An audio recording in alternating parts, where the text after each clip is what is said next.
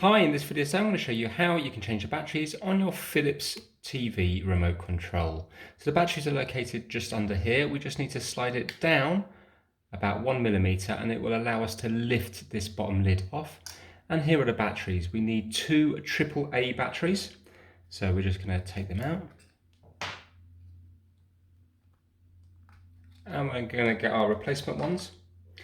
And we're going to be putting the negative side here and the positive side here on the bottom one. You will see the batteries are clearly labelled up. There you go, positive side there. And on here, the positive side is going over this side. Goes in like so. And then you just need to gently place the lid on about 1 mm lower than the actual remote control there. So you have a gap here, and then you just click it up into place. And that's it. So the lid goes on just like that and then clicks up.